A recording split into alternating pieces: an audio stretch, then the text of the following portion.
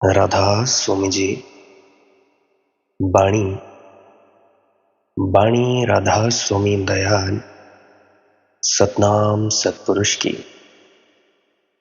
आज की सत्संग वीडियो का विषय है सचखंड अवस्था को प्राप्त करने के लिए कितने रास्ते हैं, किन किन रास्तों से गुजरना पड़ता है। तो चलिए इसी विषय के संदर्भ में संत पलटू दास जी की वाणी के माध्यम से आज की सत्संग वीडियो आरंभ करते हैं। गुरु प्यारी सत्कारयोग सत्संगत जी, आप सभी के भीतर बैठे परमात्मा को मेरा प्रणाम, आप सभी के चरणों में मेरा प्रणाम। शुरू करने से पहले विनती करना चाहूंगा कि जो भी व्यक्ति इस वीडियो को सुनने जा रहा है, कृपया अंत तक सुनने की जरूर कृपालता करें जी। हो सकता है कोई एक आधी बात आपके हृदय में उतर जाए, जिससे आप ध्यान में उतरने में पूरी सुलभता पा पाए और भजन सिमरन में आपका मन तंग ना करे। और आप जी इस वीडियो को देखते देखते चैनल को सब्सक्राइब भी कर सकते हो, ताकि जब भी कोई नई वीडियो आए वो आप तक सबसे पहले पहुंचाई जा सके। बाकी आपकी मौज है, आपकी अपनी इच्छा है। तो चलिए अब मैं अपनी मूल विषय की ओर बढ़ता हूं। जेके रे अंगने नौरंगिया, सो कैसे सोवे हो, लहर लहर बहु हुए, शब्द सुनी रोवे हो। यह वाणी संत पलटू साहिब जी की वाणी है। परमात्मा की खोज में दो रास्ते हैं। सचखंड अवस्था को हासिल हो जाने में दो रास्ते हैं, मूलतः दो रास्ते हैं। बाकी उसके आगे छोटे छोटे मार्ग हैं। जैसे एक बड़ी ब्रांच होती है, उसके बाद छोटी छोटी ब्रांचेस होती हैं। अब जैसे डोमिनोज पिज्जा हो गया, एक बड़ी ब्रांच, उसके बाद गली मोहल्ले में छोटी छोटी ब्रांचेस, छोटे छोटे शाखाएं।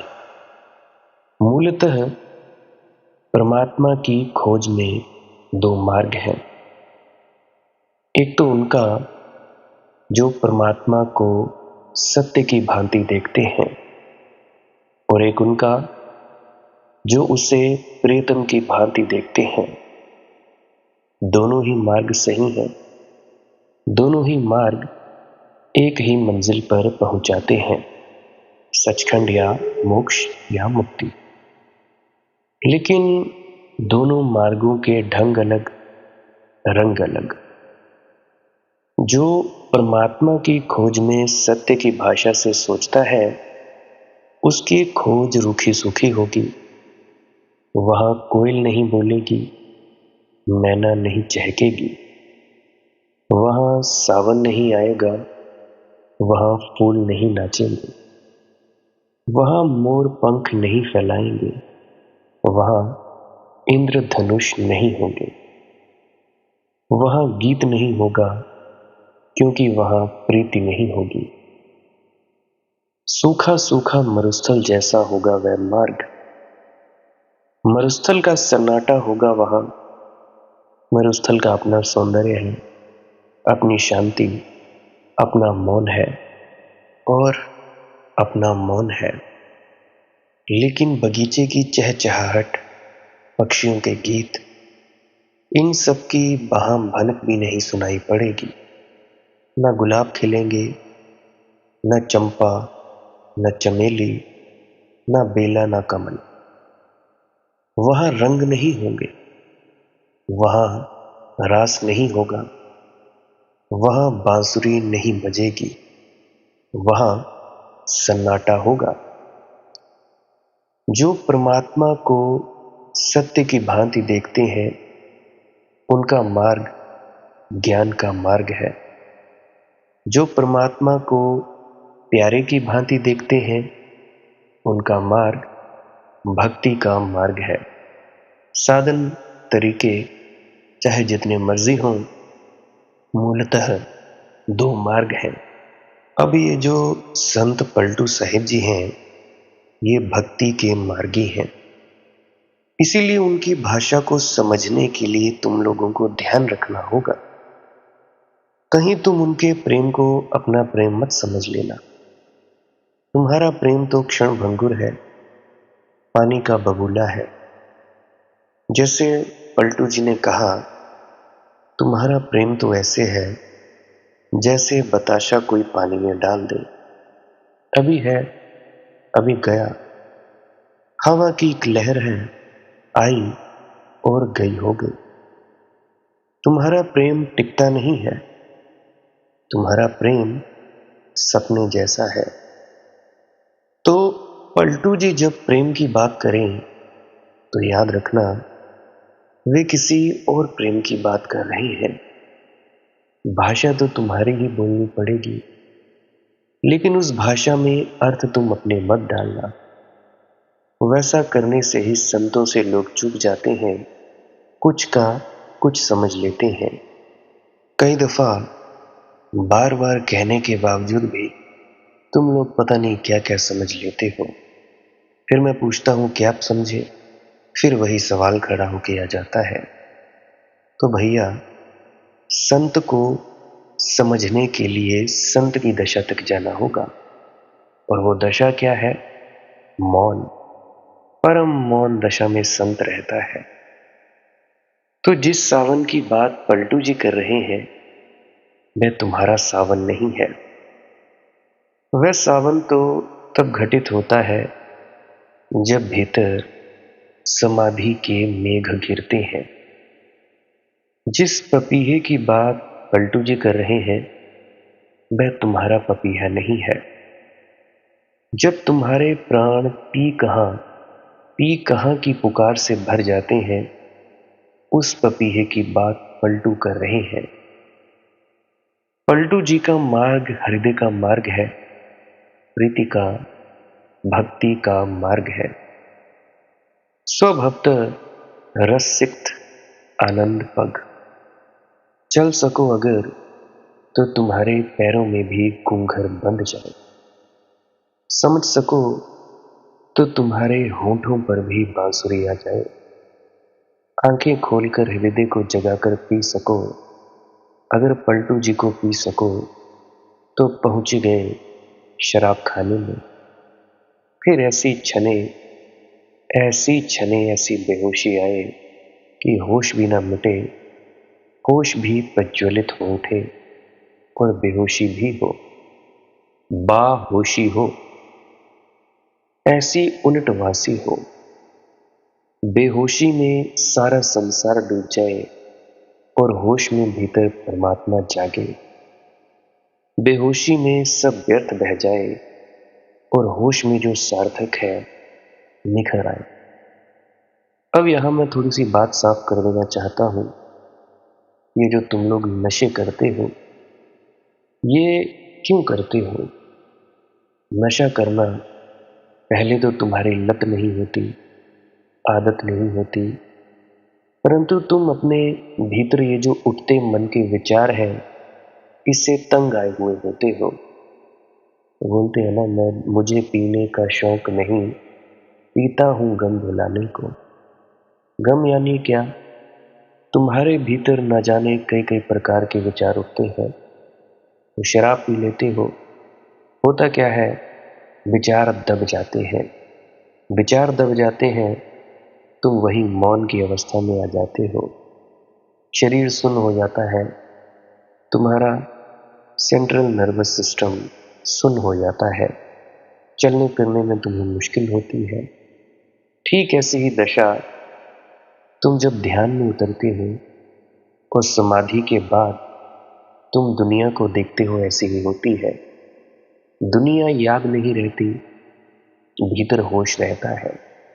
मैंने भी पहले कई दफा इस तरह के जो प्रैक्टिकल किए हैं, प्रयोग करके देखे हैं। मेरे शुरू शुरू के दिनों में जब मैं शराब पीता था तो पीता था तो पीता था। तो उसके बाद मुझे ध्यान का मार्ग मिला, बड़ी कृपा हुई गुरुओं की, महात्माओं की। ध्यान का मार्ग मिला तो ध्यान में भी बैठने लगा। तो जब ध्यान में बैठने लगा तो शराब तो पी, उससे विचार रुक गए। क्योंकि ध्यान का मुझे पता था कि करते क्या है इसमें, कुछ नहीं करते हैं, तो बैठता चला गया। और शराब ने मुझे बड़ी ज्यादा सहायता दी। फिर अंदर से जो परमात्मा की शराब है उसके झरने फूटने लगे। तो जब परमात्मा की शराब के झरने फूटने लगे तो बाहर की सस्ती शराबें छूट ही गई, मैंने छोड़ी नहीं। तो कोई भी किसी भी प्रकार का कोई भी व्यक्ति नशा करता है, चाहे शराब का, भांग का, चाहे कोई भी किसी भी प्रकार का नशा, मेरी मानो तो ध्यान में वो व्यक्ति जरूर बैठे। आलतू फालतू की चीजों करने की बजाय ध्यान में जरूर बैठे। अगर ध्यान में बैठेगा, चुपचाप मौन, ऊट पटांग हरकतें नहीं करेगा, तो वो जल्दी ही उस शराब को पूरी तरह से देख लेगा, अपने अंदर पैदा कर लेगा, जो परम सौंदर्य है, परम मौन की शराब है। फिर उसे बाहर की शराब की जरूरत नहीं पड़ेगी। क्योंकि जो व्यक्ति नशेड़ी है वो यही चाहता है कि मेरे विचार रुक जाए। एक बार विचार रुक जाते हैं तो दूसरी बार फिर पीता है, तीसरी बार, चौथी बार, पांचवी बार। आदत लग जाती है, क्योंकि शरीर को आदत लगती है। तो यह है बेहोशी की अवस्था। ऐसे ही जिसको ध्यान में उतरने की लत लग जाती है, चुप होने की लत लग जाती है, वह फिर चुप हुए बिना नहीं रह सकता। वह यही सोचता रहता है कि कब मैं चुप हो जाऊं और अपने भीतर अपने आप में ठहर जाऊं। क्योंकि इससे ज्यादा बढ़िया मजा और है क्या। तुम लोग बोलते हो, अगर कोई चुप बैठा है तो कहते हो कि जी तुम बोलते क्यों नहीं, आपस में बातचीत करो। तुम्हारे घर में अनायास ही कोई आता है, तुम उससे बातचीत करने लग जाते हो, बोलते हो, अपने दिल की कहते हो। अगर ऐसा कोई काम हो जाए कि कोई भी रिश्तेदार के घर जाओ तो रिश्तेदार तुमसे बोले ना और तुम भी ना बोलो, खाना पीना हो जाए, चाय पानी हो जाए, मौन में उतर जाओ, तो ये सबसे बड़ी दशा है। तो मैं कहता हूं कि बेहोशी में सारा संसार डूब जाए और होश में भीतर परमात्मा जागे, ये है असली बात। इसको कहते हैं बाहोशी। बेहोशी में सब व्यर्थ बह जाए और होश में जो सार्थक है निखर आए। इस बात को ख्याल में रखकर पलटू जी के एक एक शब्द को लेना। पलटू जी के लिए परमात्मा प्रियतम है और पलटू जी विरहनी की भाषा बोलते हैं। जेकरे अंगने नौरंगिया सो कहवे सोवे हो, यानी जिसके आंगन में विरह आसक्ति भर गई हो। आंगन यानी जिसके प्राण में। हमारे प्राण छोटे छोटे आंगन हैं। छोटे छोटे आंगन में भी तो आकाश समाया होता है। वही आकाश जो विराट है आंगन के भीतर भी होता है, दीवार के भीतर भी होता है। देह हमारी दीवार है। देह के भीतर जो भरा आकाश है वह हमारा आंगन है। जेकरे अंगने नौरंगिया, और जिसके भीतर परम प्यारे की याद भर गई हो, वह जो सभी रंगों का मालिक है उसकी याद भर गई हो। जो सारे सौंदर्य का मालिक है उसकी आसक्ति, उसकी चाहत पैदा हो गई हो। सो कैसे सोवे हो, मैं सोना भी चाहे तो सो नहीं सकता। यहां तुम भेद देखना। ज्ञानी ज्ञानी को अपने को जगाने की कोशिश करनी पड़ती है। इसीलिए ज्ञानियों की भाषा जागरण की भाषा है कि जागो। ध्यान, स्मृति, जागरण, ये उनके शब्द हैं। सजग करो अपने को, सावधान हो। सावचेत बनो, चैतन्य को उभारो। बुद्ध कहते हैं सम्मा सति, सम्यक स्मृति को जगाओ। महावीर कहते हैं विवेक को उकसाओ। कृष्ण मूर्ति जागरण की बात करते हैं अवेयरनेस, टोटल अवेयरनेस। गुरुजीएफ आत्मस्मृति की know thy self, self remembering, remember who you are. सबका अर्थ एक है कि झकझोरे अपने को, झाड़ दो सारी धूल निद्रा की, सचेत हो जाओ। भक्त की हालत बड़ी और है, भक्त सोना चाहे तो नहीं सो सकता। ज्ञानी जगा जगा कर भी मुश्किल से जगा पाता है, और भक्त तो जागा ही रहता है। नींद आती नहीं, क्योंकि बिरह की अग्नि जलती है, तो नींद कैसे आए। उसकी याद छाती में चुभी है भाले की तरह, तो नींद कैसे आए। इसलिए भक्तों ने नहीं कहा है कि जागो, भक्तों ने तो कहा है कि थोड़ी देर तो विश्राम ले लेने दो, कभी तो आंख लग जाने दो, कभी तो क्षण भर सो लेने दो। तो भक्तों ने प्रार्थनाएं उल्टी की है। तो ये जो मार्ग है बड़े भिन्न है। ज्ञानी को सजग करना पड़ता है अपने को, क्योंकि ज्ञानी अकेला है, और भक्त सजग है क्योंकि परमात्मा की याद उसे झकझोरे दे रही है। परमात्मा की याद उसमें एक तूफान की तरह उठती है। नींद कहां, नींद बचेगी कहां। लहर लहर बहू है। फरमाते हैं पलटू जी कि वह याद आती ही चली जाती है, लहरों पर लहरें। जैसे सागर की लहरें आती हैं और तटों से टकराती हैं और चट्टानों पर बिखर जाती हैं, और लहरों पर लहरें। सागर थकता नहीं, ना मालूम कितनी सदियों से लहरें आती रही, चट्टानें उन्हें बिखेरती रहीं और लहरें आती रहीं। सागर अधीर नहीं होता, काहे होत अधीर, बाबा पलटूदास जी कहते हैं। ऐसी ही लहरें, प्रीति की रोमांच से भर जाने वाली लहरें, रोए रोए को कंपा जाने वाली लहरें भक्त के प्राणों में उठती रहती है। सोए तो सोए कैसे। लहर लहर बहू हो, शब्द सुनी रोवे हो।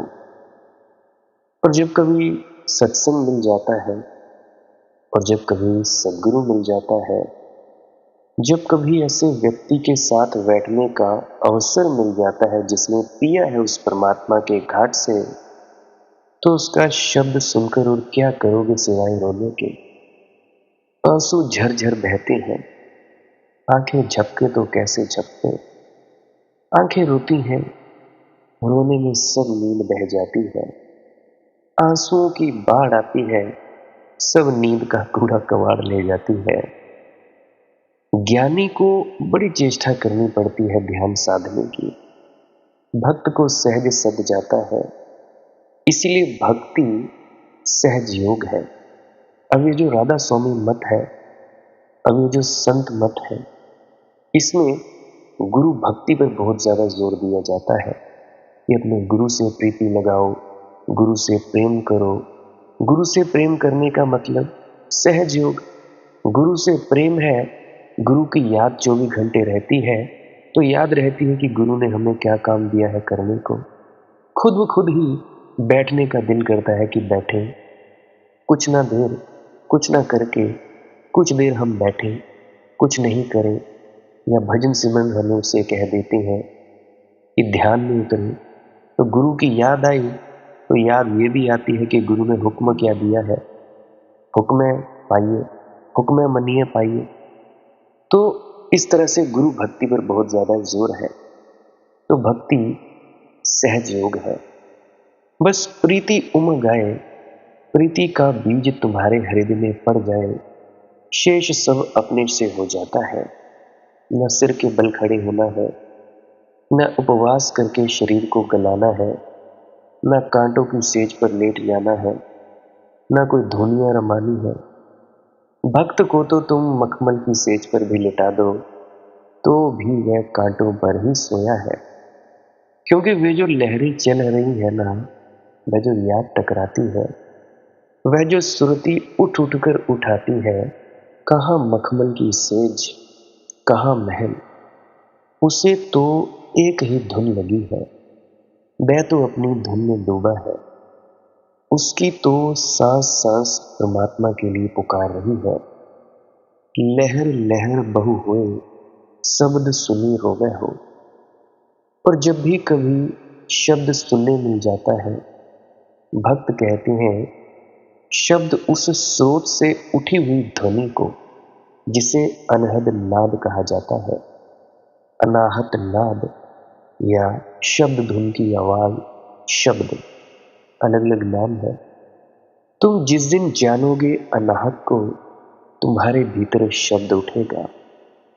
या जिन्होंने अनाहत को जाना है, उनके पास बैठोगे तो उनके शब्द को सुनकर तुम्हारे भीतर प्रीति की लहरें उमंगे उठेंगी। जेकर पिय परदेस नींद नहीं आवे हो।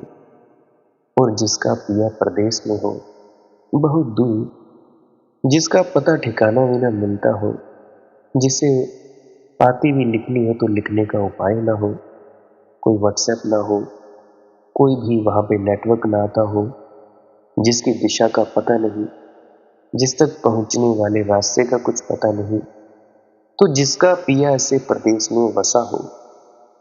जेकर पिय परदेस नींद नहीं आवे हो, वह चाहे भी तो कैसे नींद आए। नींद ला ला कर नहीं आती। ज्ञानी को नींद तोड़नी पड़ती है, तोड़ तोड़ कर नहीं टूटती है। भक्त ला ला कर भी नींद नहीं ला पाता है। अब इस रहस्य को ठीक से ख्याल में ले लेना। ज्ञानी को व्यर्थ ही लंबे समय में यात्रा करनी पड़ती है। भक्त का मार्ग सुगम है, सरल है, नैसर्गिक है। प्रीति नैसर्गिक है। हम प्रेम को जानते तो हैं, माना हमारा प्रेम बड़ा कीचड़ भरा है, माना हमारा प्रेम फूल कम कांटे ज्यादा है, माना हमारा प्रेम सुबह कम रात का अंधेरा है। लेकिन रात के अंधेरों में सुबह छिपी है, और फूलों के बीच चाहे कितने ही कांटे हों, तो भी कांटों की सत्ता फूलों को नकार नहीं सकती। हजार कांटों में भी एक फूल खिला हो तो भी पर्याप्त है घोषणा के लिए कि परमात्मा है। और अंधेरी रात कितनी ही हो, अगर एक भी तारा उगा है तो पर्याप्त है, रोशनी का प्रमाण है। और अंधेरी रात जितनी अंधेरी होती है, सुबह उतनी करीब आने लगती है। रात जितनी ही संगीन होगी, सुबह उतनी ही रंगीन होगी। हम प्रेम को जानते हैं, क्षण भंगुर प्रेम को जानते हैं, मगर जो क्षण भंगुर है, वह भी तो शाश्वत का अंग है, उस परमात्मा का। क्षण भी तो शाश्वत का ही भाग है ना। हमने अंग को ही पूर्ण समझ लिया, ये हमारी भूल है। पर क्षण भी शाश्वत का ही कण है। भूल मिट जाएगी तो क्षण में भी शाश्वत का दर्शन होगा। बूंद में भी सागर दिखेगा।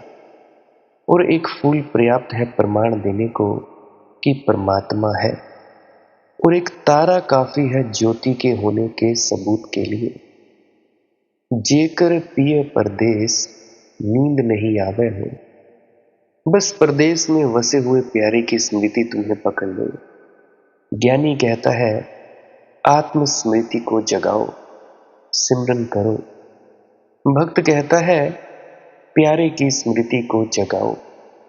अपनी ही याद करनी बहुत कठिन है, परमात्मा की याद करनी सुगम है, क्योंकि पर की हमने सदा याद की है। पत्नी ने पति की याद की है, पति ने पत्नी की याद की है, माँ ने बेटे की याद की है, बेटे ने माँ की याद की है, मित्र ने मित्र की याद की है। हमने पर की याद की है। पर की याद के थोड़े से पाठ हमें मालूम है। माना कि हमारे पाठ वेद नहीं है, छोटे बच्चों की क ख ग है, मगर क ख ग से ही तो सारे वेद बन जाते हैं। इन्हीं वर्ण अक्षरों से तो सारे वेद, सारे उपनिषद, सारे कुरान का जन्म हो जाता है। जिसे बाहर खड़ी आ गई, उसे सारे वेदों की कुंजी हाथ में आ गई। माना कि हमारा प्रेम बड़ा छोटा है, लेकिन आंगन जैसा, मगर छोटे आंगन से आकाश की तरफ दरवाजा खुलता है। इस छोटे प्रेम को बड़ा बनाया जा सकता है। इसीलिए राधा स्वामी मत में गुरु भक्ति, गुरु प्रेम पर ज्यादा जोर दिया जाता है। अगर गुरु अपने आने वाले प्रतिनिधि के लिए संगत में प्रेम नहीं जगा पाता है, तो फिर तुम लोग देखते ही हो डेरा जगमाल वाली में क्या हो रहा है। दंगे फसाद और भी न जाने क्या क्या हो रहा है। तो इस तरह से होता है। अगर गुरु भक्ति, गुरु प्रेम नहीं है, तो तुम लोग मार्ग पर नहीं चल सकते। भक्ति के मार्ग पर तो बिल्कुल नहीं चल सकते। परंतु भक्ति का मार्ग जितना सुगम दिखाई देता है, उतना कठिनाई भी है। क्योंकि दिल करता है बार बार प्रीतम को देखें, अपने गुरु को देखें, उसके शरीर को देखें, दर्शन करने जाएं। परंतु कहाँ ये उपलब्ध हो पाता है। अब कोई कहे ऑस्ट्रेलिया में अपने गुरु को देखे, तो वो तो वहां पे जाते नहीं। अब ऑस्ट्रेलिया वालों को आना पड़ता है। तो इस तरह से बड़ी ही बिरह उठती है, बहुत ही ज्यादा प्रेम। तो ये प्रेम ही तुम्हें भीतर रास्ता दिखाने में कामयाब हो जाता है। शुरू शुरू में गुरु का प्रेम अगर तुम्हारे भीतर प्रकाश नहीं दिखता, धुन नहीं सुनाई देती, तो तुम लोग अपने गुरु को, जो चेहरा होता है, उसको याद करते जाओ। अपने गुरु का चेहरा। ये मैं भक्ति मार्गियों के लिए कह रहा हूं, भक्ति मार्गियों के लिए। फिर तुम कहते हो कि मंदीप बेटा, तुम तो कहते हो कि भाई जमदूत नहीं होते, अब तुम जमदूतों की बात करते हो। मैं कहता हूं जब, तो ध्यान से सुना करो। मेरी हाथ जोड़कर विनती है। जमदूत होते नहीं, तुम्हारे ही अपने कर्म, अपने विचार बन जाते हैं, और तुम्हारे जो विचार हैं, ये तुम्हें जमदूत लगते हैं। अभी मैं कुछ दफा पहले, 1.5-2 हफ्ते पहले एक मित्र से मिला। वो कहते थे कि मनदीप जी, आप ठीक ही कहते थे। हमारी कोई दादी या उनका कोई मरा प्रियजन, तो उनको मरने से पहले भैंसें दिखाई पड़ती थी। तो इसका क्या मतलब था? इसका यही मतलब था, जिसको मरने से पहले भैंसें दिखाई देने लगे, नाक टेढ़ा सा हो जाए, एक ही नाड़ी चलने लगे, तो उसको जल्दी ही मौत आने वाली होती है। तो ये मैंने कहा था। तो भैंस एक प्रतीक है कि भाई यमराज आ गया।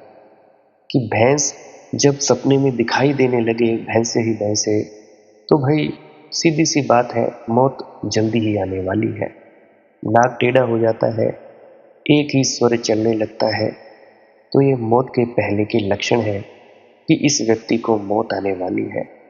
कईयों को अपने पुराने प्रियजन दिखाई देने लगते हैं, कईयों को कुछ तो कईयों को कुछ। तो ये जो यमदूत है क्या, ये स्वर्ग नरक है क्या? तुम्हारा ही अपना ख्याल एक यमदूत को पैदा कर देता है। तुम्हारा ही अपना ख्याल यमराज को पैदा कर देता है। धर्मराज कोई बाहर थोड़े ना है कि कोई बैठा है भैंसे पर, या तुम्हारे खाते वही लिखे जा रहे हैं, या कोई चित्रगुप्त है ना, बिल्कुल नहीं। प्रतीकात्मक है। अब जैसे तुम देश का नक्शा बनाते हो कॉपी पर, कोरे कागज पर देश का नक्शा बना लिया, तो देश का नक्शा जो तुमने कोरे कागज पर बनाया है, क्या वो पूरा भारत देश है? क्या वो पूरा संसार है? नहीं, बिल्कुल प्रतीक की तरह हम इस्तेमाल करते हैं।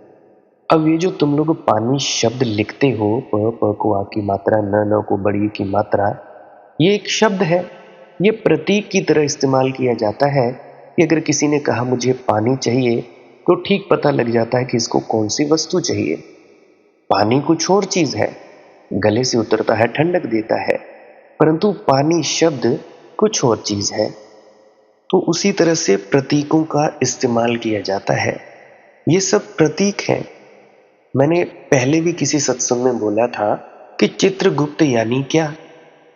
जो तुम्हारे भीतर चित्र है, फोटोज है, वो गुप्त है, अंदर छिपी है। चित्रगुप्त तुम्हारे अंदर ही तुम्हारे द्वारा किए गए कर्मों के जो फोटो हैं, जो शक्लें हैं, जो चित्र हैं, वो अंदर छिपे हैं। वो है चित्रगुप्त। अब देखो, तुमने किसी जीव को मार दिया, किसी ने नहीं देखा।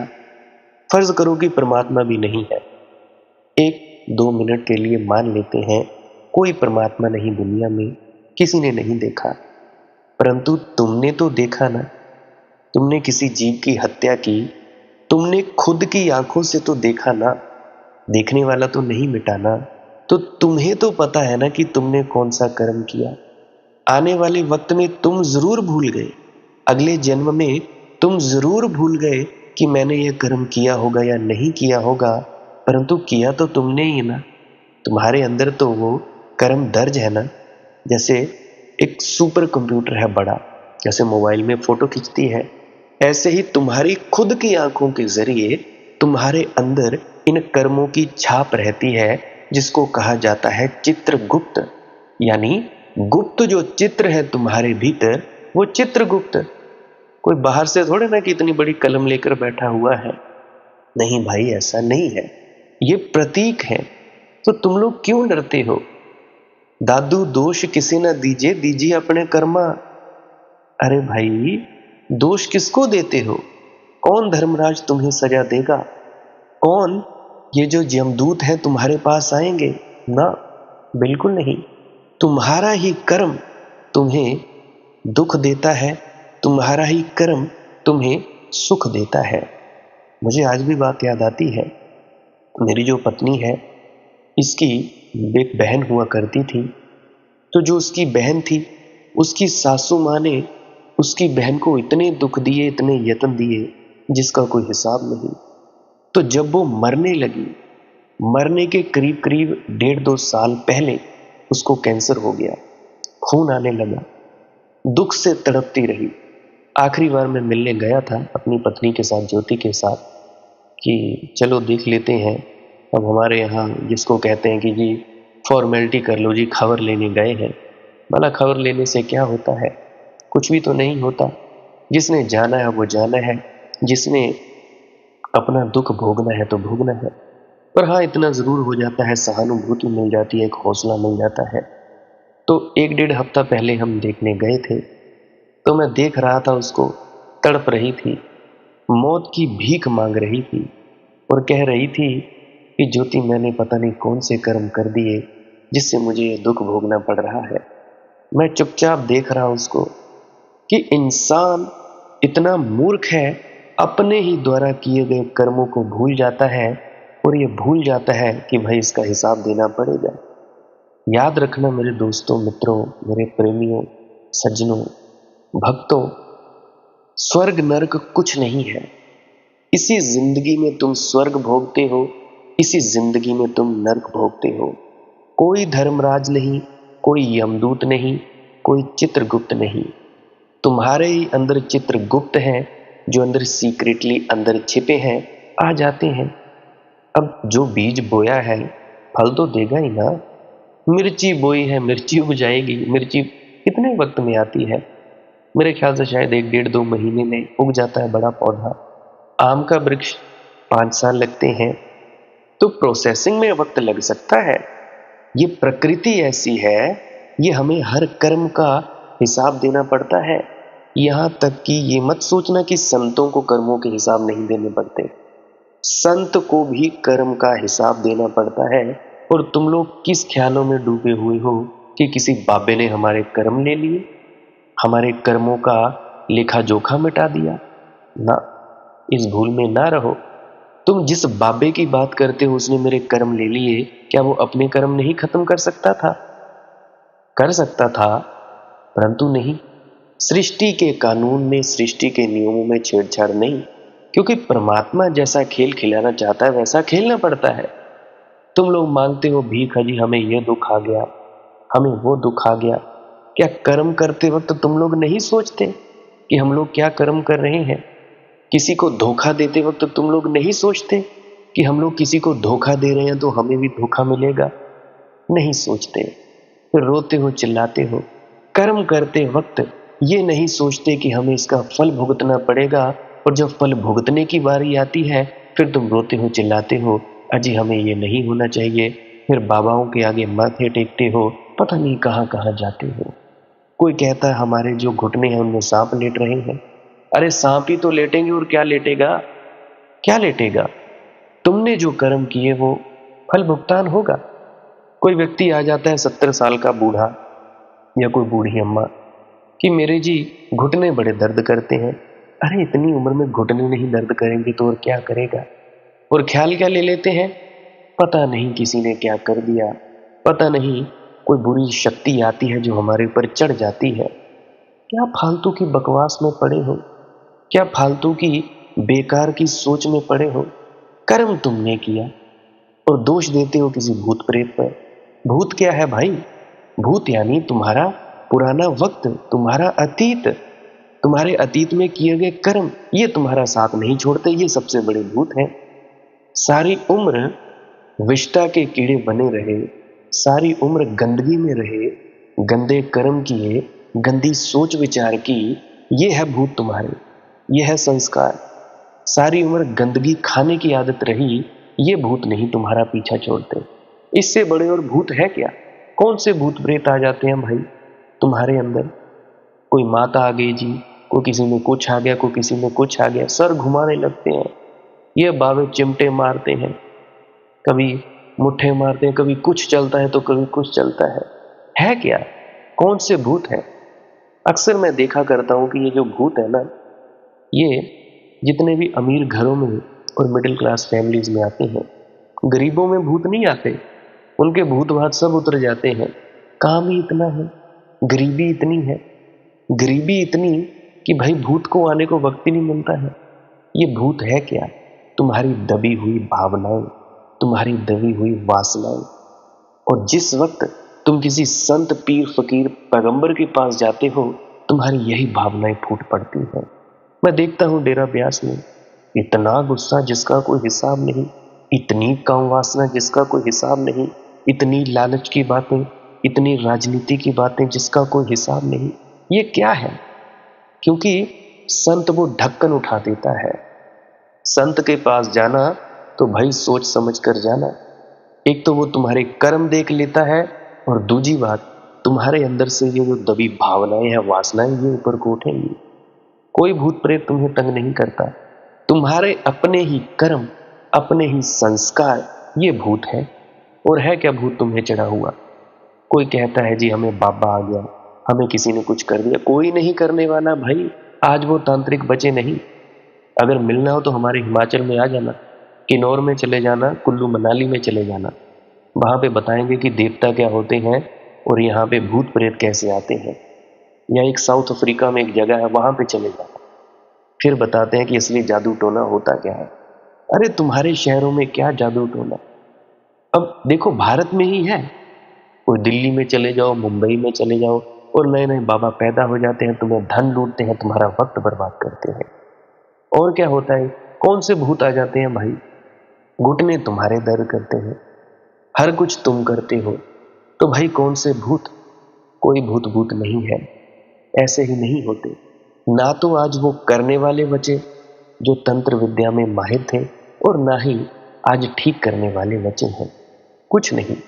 और अगर एक बात याद रखना, कोई तुम्हें तंत्र मंत्र करने की कोशिश भी करेगा, तुम अपना ध्यान में उतर जाना।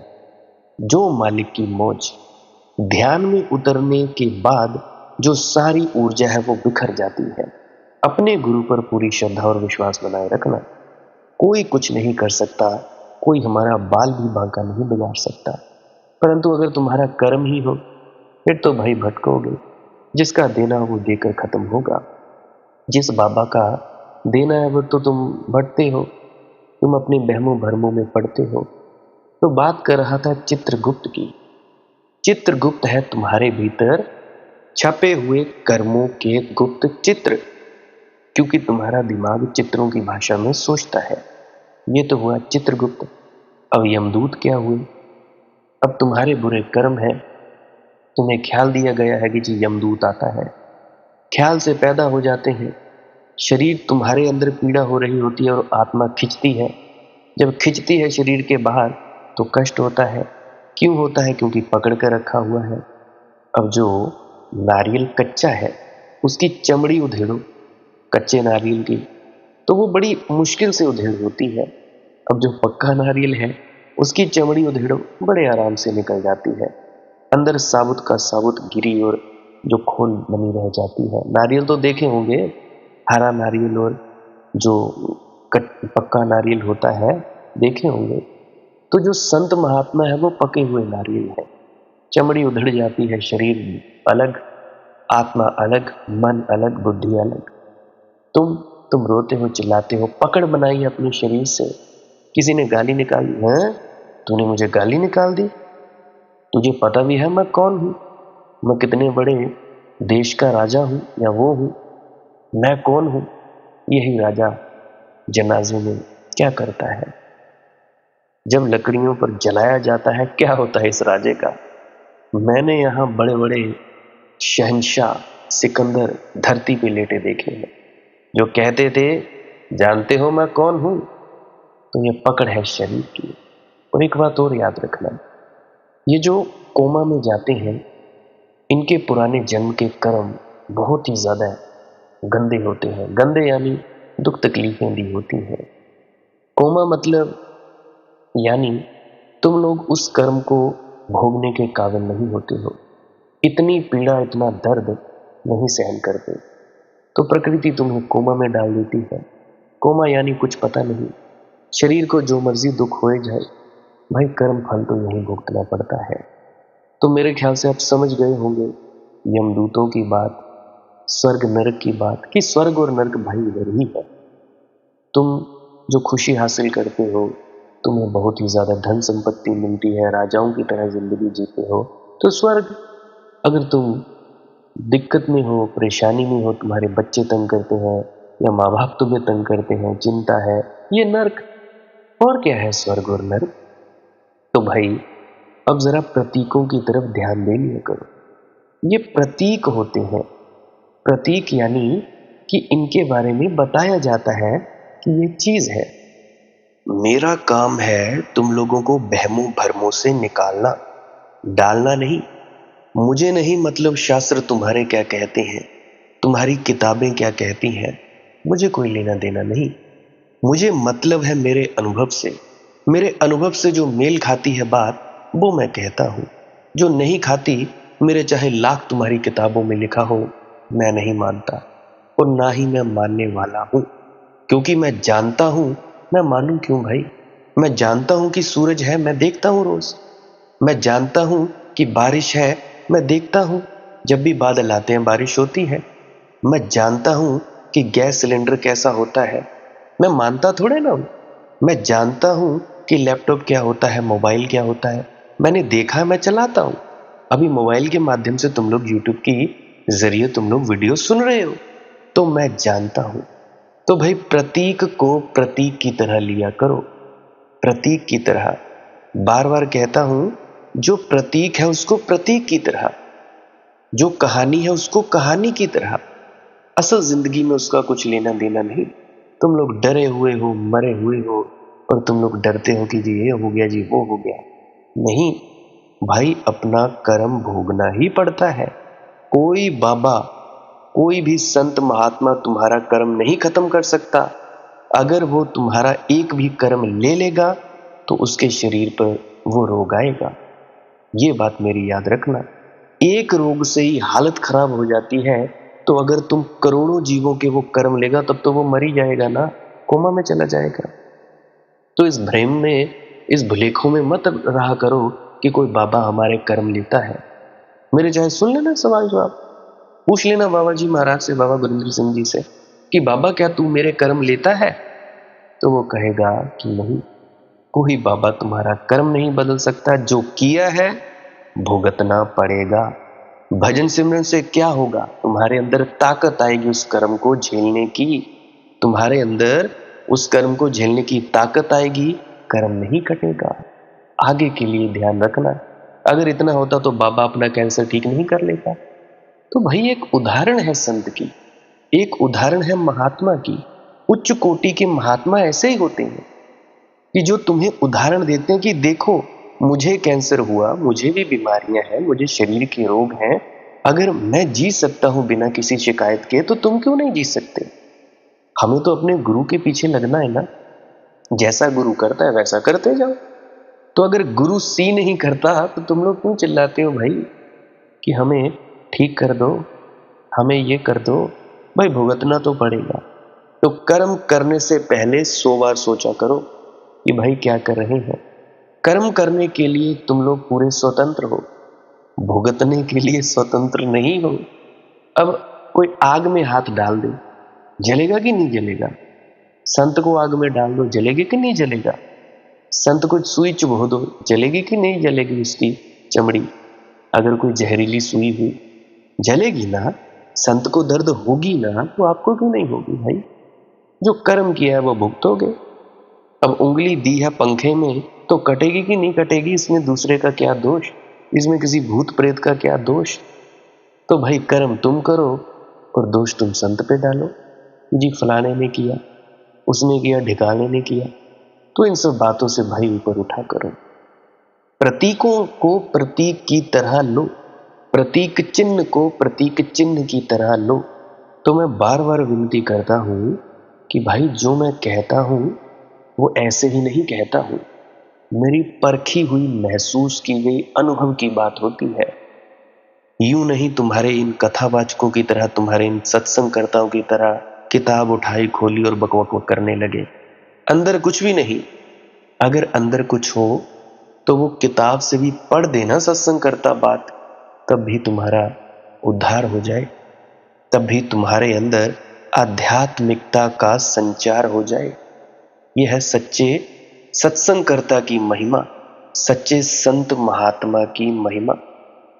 ऐसे ही नहीं कि भाई तुम लोग भीड़ चाल में चले रहो, जो संत कहता है वो करो। गुरु प्यारी साध संगत जी, आज के लिए बस इतना ही। अगर किसी का कोई प्रश्न हो तो कमेंट सेक्शन में पूछ सकता है। इंस्टाग्राम, टेलीग्राम, फेसबुक पर सर्च करें मालिक की मौज, वहां पर पूछ सकता है। ध्यान में डूबते रहिए, श्वास क्रिया करते रहिए, कुछ ना करने में डूबते रहिए, भजन सिमरन करते रहिए। भजन सिमरन क्या है? भजन और सिमरन दो अंग हैं। सिमरन है कुछ शब्दों का जाप करना जो आपको आपके सदगुरु द्वारा बताए जाते हैं। कोई भी जाप हो सकता है, कोई भी शब्द हो सकते हैं। करना क्या है? किसी कमरे में बैठ जाइए, या रात को बैठ सकते हैं, सुबह बैठ सकते हैं, या जब भी आपको फुर्सत के लम्हे मिले बैठ सकते हैं। तो जब बैठें तो शरीर को बिना हिलाए डुलाए बैठना है। जो बैठ नहीं सकता तो वो लेट जाए, जो चौकड़ी नहीं मार सकता वो टांगे सीधी कर ले। कोशिश ये रहनी चाहिए कि ज़्यादा से ज़्यादा वक्त शरीर को बिना हिलाए डुलाए बैठा जाए। उसके बाद अपने शब्दों का जाप शुरू कर दें। आंख बंद रखें, आंखों पर ज़्यादा जोर नहीं लगाना है, कोई कष्ट नहीं देना है, नहीं तो सर में दर्द होगा और फिर आप लोगों को परेशानी हो सकती है। तो आपने क्या करना है? चुपचाप शांत होकर बैठे रहना है, शब्दों का जाप शुरू कर देना है। जितनी देर भी आप करना चाहो, आधा घंटा, पौना घंटा, 10 मिनट, 15 मिनट, या जितनी भी आपको आपके सदगुरु द्वारा दिया गया निर्देश है, जितना निर्देश है उसका पालन कीजिए। और उसके बाद दूसरा स्टेप करना बड़ा ही ज़्यादा ज़रूरी है। वो क्या है? वो उसी अवस्था में बैठे रहें या आसन भी बदल सकते हैं। ये जो शब्दों का जाप होता है ये एकाग्रता के लिए होता है, ताकि मन की एकाग्रता आ जाए। और जब मन की एकाग्रता आ जाए फिर दूसरा कदम क्या है? धुन सुनने के लिए बैठना। चुपचाप बैठे रहें, आंख बंद है, शब्दों का जाप बंद कर देना है।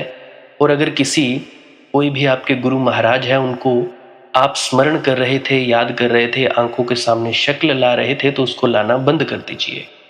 शब्द धुन सुन रही है तो सुनते रहिए, आंख बंद करके अंधेरे में ही टिके रहें।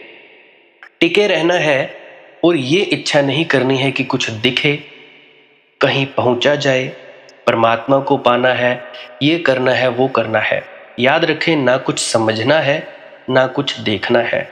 ऐसे ही अज्ञानी होकर इसी अंधेरे में पड़े रहें।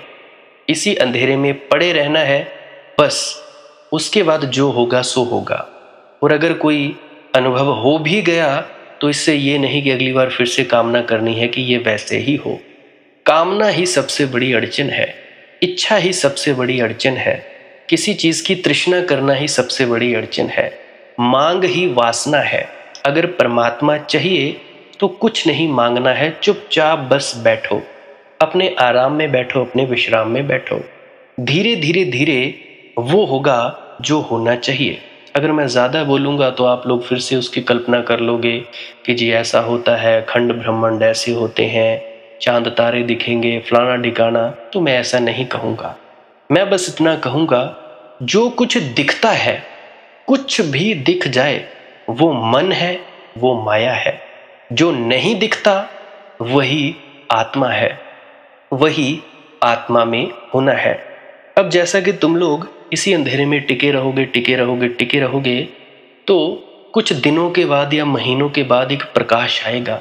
वो प्रकाश पूरे शरीर में फैलता जाएगा और धीरे धीरे तुम इस प्रकाश के सहारे अपने आप में स्थित होगे। अब देखो, इस प्रकाश को देखने वाले भी तुम हो और इस शब्द धुन को सुनने वाले भी तुम हो। अब जो ये शब्द धुन को सुनता है और प्रकाश को देखता है, ये तुम हो। तो अपने आप में स्थित होना है, अपने आप को जानना ही सच्चा आत्मज्ञान है। खुद को जानना, खुद को जान लिया, मालिक को फिर जान जाओगे। तो इतनी सी प्रक्रिया है। और आगे आप श्वास क्रिया भी कर सकते हो। ये मुझे बताई गई थी विजय शर्मा जी द्वारा। वो एक उच्च कोटि के संत हैं, तो उन्होंने मुझे बताई। अब मेरा फर्ज बनता है कि आप सभी को बताऊं। वैसे तो मैं रोज रोज बताता हूं, फिर भी आज फिर से बता रहा हूं। श्वास क्रिया क्या है? नाक से सांस लेना है, मुंह से छोड़ना है। लंबा सांस लेना है नाक से और मुंह से छोड़ देना है। 15 मिनट करें, 20 मिनट करें, आधा पौना घंटा, जितनी देर भी आप कर सकते हो करें। करने के बाद करना कुछ नहीं है, चुपचाप आंख बंद करके बैठ जाना है। लेट सकते हो तो लेट सकते हैं, वो आपकी अपनी इच्छा है। नींद आ जाए तो सो जाना है, तो शरीर को कष्ट नहीं देना है। अगर सर घूमे घूमने देना है, अगर आपका शरीर कांपे तो कांपने देना है। उसकी आपने दिक्कत, परेशानी और चिंता नहीं लेनी है, ये सब होता ही है। और मरने से डर लगे तब भी नहीं डरना है, ये होता ही है। क्या कहा मैंने? 15 से 20 मिनट कर सकते हैं, उसके बाद चुपचाप बैठें और अपने भीतर अपने आप उतर जाओगे। ठीक है जी। प्रेग्नेंट लेडीज़ बिल्कुल ना करें, जिनको दिल की बीमारी है या गोलियां वगैरह खाते हैं वो भी बिल्कुल ना करें, और बाकी सब कर सकते हैं। जिनको नींद नहीं आती वो अवश्य करें, और जिनको थोड़ा डिप्रेशन रहता है वो भी अवश्य करें, और जिनके बच्चे थोड़े पढ़ाई में कमज़ोर हैं वो भी ज़रूर करें। बाकी आपकी मौज है, करना हो करिए, नहीं तो आपकी अपनी अपनी इच्छा है। और ध्यान दें, जब सिमरन करें तो उसके बाद सीधा भजन पे बैठें, और जब ये श्वास क्रिया करें तो इसके बाद सीधा भजन के लिए बैठें। अलग अलग प्रक्रियाएं हैं। एकाग्रता के लिए है श्वास क्रिया और एकाग्रता के लिए ही है भजन सिमरन। सिमरन भी एकाग्रता के लिए और श्वास क्रिया भी एकाग्रता के लिए। ठीक है, मिक्स नहीं करना है, अलग अलग करिए। अगर श्वास क्रिया करी तो उसके बाद सीधा धुन सुनने पर बैठें। अगर सिमरन के शब्दों का जाप किया उसके बाद फिर से धुन सुनने पर बैठें। बाकी आपकी अपनी मौज है, जो आपको रुचे वो कर सकते हो। अगर धुन सुनने लगे तो धुन सुनने पर ही डायरेक्ट बैठा जाए, परंतु श्वास क्रिया मत छोड़ना, क्योंकि श्वास क्रिया करने से शारीरिक, मानसिक और आध्यात्मिक लाभ मिलता है। तो बाकी आप कीजिए, आपकी मौज है। और कोई प्रश्न है तो कमेंट सेक्शन में पूछ सकते हैं, या इंस्टाग्राम, टेलीग्राम, फेसबुक पे सर्च करें मालिक की मौज सत्संग, तो वहाँ पे पूछ सकते हैं। प्रश्न पूछने से पहले एक विनती, आप लोग पुरानी सत्संग वीडियोस को अवश्य सुनिए। क्या पता आपके प्रश्नों के जवाब मिल जाएं और आप अपने भीतर ध्यान में उतर जाएं। बाकी आपकी अपनी मौज है। लाइक कर सकते हैं इस वीडियो को अगर आपको कुछ सीखने को मिला है, और कमेंट सेक्शन में राधा स्वामी ज़रूर लिखें। सब्सक्राइब कर सकते हैं इस चैनल को अगर रोज़ रोज़ नए नए सत्संग सुनना चाहते हैं। और बाकी आप सत्संग लगा के छोड़ दीजिए, और बस छोड़ दीजिए सुनते सुनते आप ध्यान में प्रवेश करेंगे या तो आप जी सो जाएंगे, तो आपकी मौज है। बाकी आप लोग अगर शेयर करना चाहो अपने मित्रों तक तो कर सकते हैं, नहीं तो मालिक की मौज है, कोई चक्कर नहीं है। आप मुझे इतने अंत तक सुनते हो, इतने अंत तक सुनने के लिए आपका बहुत बहुत शुक्रिया, बहुत बहुत धन्यवाद और मुबारक हो आप लोगों ने जो आनंद प्राप्त किया। अब मैं अपने गुरु महाराज को प्रणाम करता हूँ, आप सभी के भीतर बैठे परमात्मा को भी प्रणाम करता हूँ। मेरा प्रणाम स्वीकार करें। राधा स्वामी जी।